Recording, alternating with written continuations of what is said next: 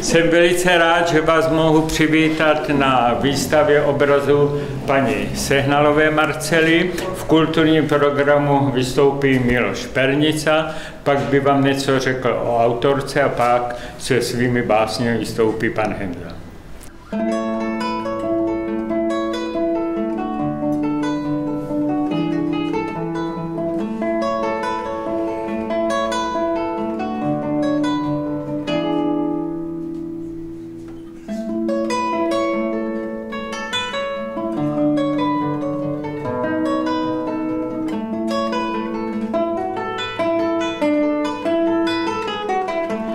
Ta tvorba paní Marcely se dá rozdělit na dvě části.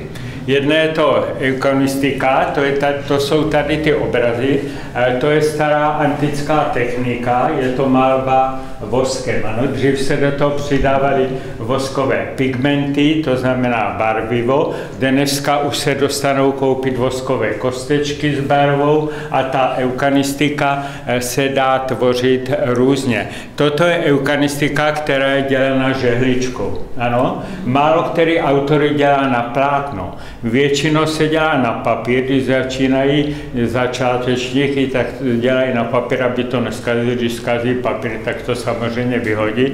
Tato paní dělá na plátno a používá různé techniky. Tady ty obrazy například jsou dodělané, to poznáte, hřebínkem, ano, tady je to houbičkou děláno, takže ta tvorba může být různorodá. Věřím, že až se příště setkáme, tak už tady by většinou té americké enkaustiky. Druhá technika je oleomalba, to jsou tady obrazy, které vynikají především čistotou projevu. Ano, když se na ně zadíváte, vidíte, že jsou naprosto čisté a že ty obrazy směřují na přírodu, na nejbližší krajinu, odkud paní pochází, takže ta krajina je zachycena na těch oleomalbách, zase je to oleomalba na plátně a jsou tam také různé domy. Vidíte, tady například je zámek Černá Hora, tam je hrad Dívčí hrady na Pálavě.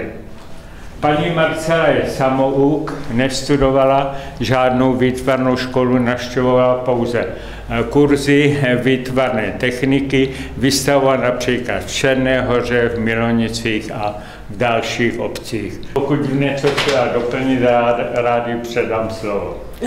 Já myslím, že je to všechno. Je?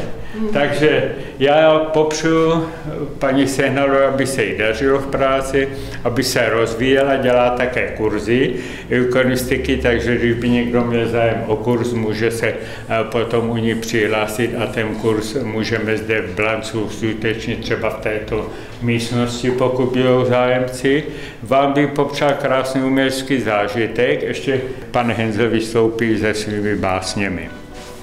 Kolik jen bylo cest, na kterých já vždy rád sbíral kamínky.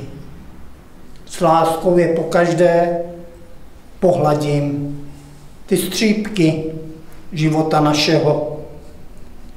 Kolik jen bylo cest, ze všeho už jsou jenom vzpomínky.